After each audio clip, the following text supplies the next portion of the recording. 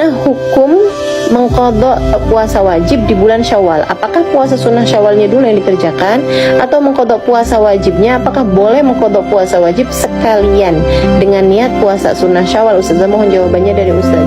Mengenai puasa sunnah di bulan Syawal yang kita ingin kerjakan dengan qadha puasa wajib kita selama bulan Ramadan ini, selalunya teorinya sama, yang wajib didahulukan dari yang sunnah, gitu kan?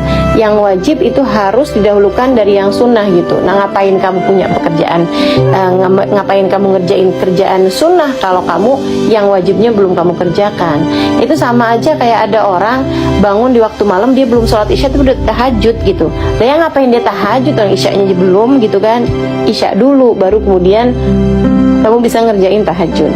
Nah, terus bagaimana dengan orang yang punya puasa hutang nih, punya hutang puasa Ramadan, sementara dia juga ingin menjalankan puasa 6 hari di bulan Syawal, yang kata Nabi Muhammad SAW, man shama Ramadan tsumma atba'ahu bisittin min Syawal faka'annahu shamad dahr. Siapa yang berpuasa Ramadan kemudian diiringi ditambahkan dengan 6 hari di bulan Syawal, maka seolah-olah dia telah menjalankan puasa selama 1 tahun penuh. Ini yang membuat ahli tarim itu kalau udah lebaran, itu lebaran cuma sehari aja. Lebaran sehari di tanggal 1 Syawal, besoknya persis kayak bulan Ramadan lagi, hanya aja nggak ada terawih. Itu aja bedanya. Sisanya tuh persis banget udah kayak bulan Ramadan lagi. Nggak ada orang jualan makanan di waktu siang, kemudian semua orang pada puasa gitu kan. Semuanya tuh selama 6 hari. Nah, nanti datang tanggal 8 gitu ya, tanggal 8 Syawal sudah selesai nih puasanya nih, 7 hari, hari ke-8 di bulan Syawal itu mereka baru tuh bener-bener menjalankan lebaran. Maksudnya puasanya bener-bener udah habis tuh kalau udah kayak begitu gitu. Nah, tapi kan kita nih kan nggak senegara ngerjain itu, jadinya juga memang sebaiknya ya kalau memungkinkan untuk dilaksanakan silahkan laksanakan.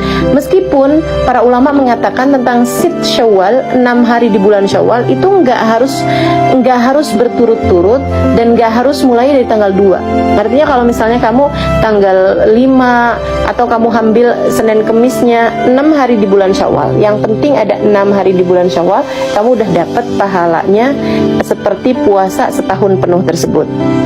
Begitu ya. Nah, jadi 6 hari puasa di bulan Syawal. Nah, masalahnya bagaimana dengan yang masih punya qadha puasa Ramadan nih? Ada 2 pendapat teman-teman sekalian. Bisa dilihat ini di dalam kitab I'anatul Talibin ala Syarhi Fathil Mu'in gitu ya, tentang 2 pendapat ulama ahli sunnah jamaah atau ulama Syafi'i ini ya, yang saya akan nukilkan pendapatnya ini ya. Jadi ini bukan menurut saya atau menurut siapa gitu kan, saya bukan seseorang yang dalam kapasitas itu teman-teman, dan lagi pula ngapain kita berpendapat jika memang sudah ada pendapat dari para ulama-ulama gitu ya.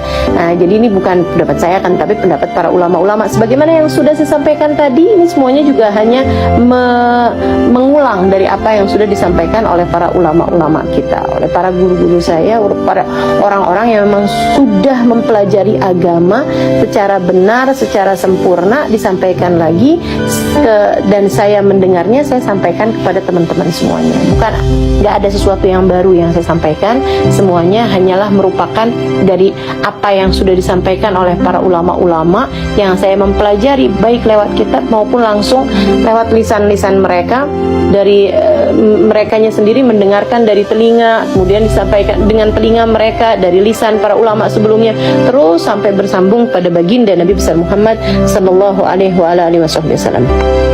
Baik, saudaraku sekalian saya muliakan, 2 pendapat ini adalah pendapat yang pertama mengatakan bahwa selagi kamu masih punya hutang puasa wajib, ya kamu dahulukan yang wajib gitu kan. Kamu dahulukan yang wajib, baru kemudian sesudah kamu mengerjakan yang wajib-wajib tersebut, baru kamu puasa 6 hari sunnah di bulan Syawal. Itu banyak yang berpendapat seperti itu.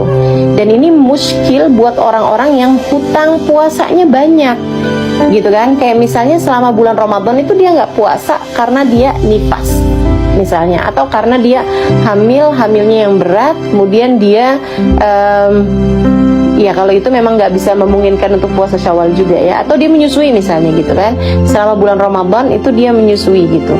Nah ketika berada di bulan Syawal, dia memungkinkan nih untuk berpuasa karena dia sudah menyapih anaknya misalnya begitu ya. Nah itu selama bulan Syawal itu kalau dia pakai buat qadha puasa ya habis semuanya tanpa mendapatkan kemungkinan untuk berpuasa dengan puasa sunnah Syawal, karena satu bulan Syawalnya semuanya penuh untuk membayarkan qadha puasanya gitu ya. Ala kulli hal, pendapat ini banyak diambil sama para ulama, maksudnya banyak yang berpendapat dengan pendapat yang sama ini ya, bahwa ya kalau ada perkara wajib, perkara sunnah ya duluin yang wajibnya dong, bayar aja utang puasanya dulu gitu. Nanti kalau ada sisa waktunya untuk dia berpuasa 6 hari di bulan Syawal ya dia dapat pahala, dia dapat puasanya, dia dapat pahalanya. Kalau enggak ya memang udah lewat gitu kan. Itu pendapat yang pertama. Kemudian pendapat yang kedua, dan ini juga banyak diambil sama para ulama-ulama kita, banyak diambil sama guru-guru kita teman-teman sekalian, ala ahli sunnah wal jamaah begitu ya, yaitu pendapatnya Imam An-Nawawi alaihi ridwanullah, di mana beliau mengatakan begini nih, yang dimaksud dengan puasa Syawal adalah adanya puasa di bulan Syawal, adanya puasa 6 hari di bulan Syawal. Sama dengan yang dimaksudkan dengan puasa Senin dan Kamis adalah adanya puasa di hari Senin dan hari Kamis, begitu ya. Maka ketika seseorang mengerjakan puasa 6 hari di bulan Syawal, dia meniatkannya untuk membayar qadha puasa dia di bulan Ramadan, maka dengan itu qadhanya menjadi lunas, dengan dia maksudnya qadhanya menjadi terbayarkan dengan dia puasa 6 hari di bulan Syawal tersebut, dan dia pun juga mendapatkan pahala puasa Syawal kalau dia meniatkannya dengan dia menjatuhkannya pada bulan Syawal. Begitu. Artinya bahwa dia dapat tuh semuanya tuh. Dia dapat qadhanya, dia dapat bayar hutang puasanya. Gitu ya. Dia bayar hutang puasanya dapat, maksud saya, dan dia dapat juga pahala sunnah 6 hari di bulan Syawalnya. Dari pendapat yang seindah ini, seenak ini teman-teman suriku sekalian, saya mengambil maksudnya saya kalau melakukan puasa Syawal di bulan puasa 6 hari di bulan Syawal, saya meniatkannya untuk qadha gitu. Jadi saya niat malamnya itu nawaitu shoma ghadin an qadha fardhi syahri Ramadan gitu ya, an qadha fardhi syahri Ramadan wa an shaum Syawal wa an som sit min Syawal gitu ya.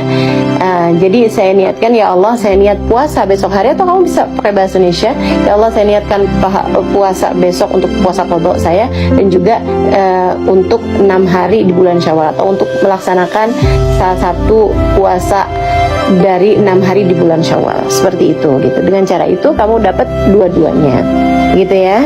Demikian pula untuk kamu kalau melaksanakan qadha puasa Ramadan kamu nih, misalnya kamu puasanya punyanya 10 hari qadha puasa, atau puasa kamu yang batal di bulan Ramadan karena kamu menstruasinya 9 hari tambah 1 harinya itu memang datang buka puasanya atau datang mensnya pada udah jelang-jelang puasa, jelang-jelang buka puasa gitu ya. Jadi kamu utangnya 10 hari misalnya gitu. Kamu udah puasanya nih, selesai nih di bulan Syawal 6 hari misalnya. Nah sisa-sisanya nih yang 4 hari kamu bisa qadhain entah di bulan Syawal entah di bulan-bulan yang lainnya. Sengaja juga kamu taruhkan di hari-hari yang kamu sunnah berpuasanya teman-teman. Kayak misalnya Senin, Kamis, misalnya Ayyamul Bid 13, 14, 15 misalnya gitu ya.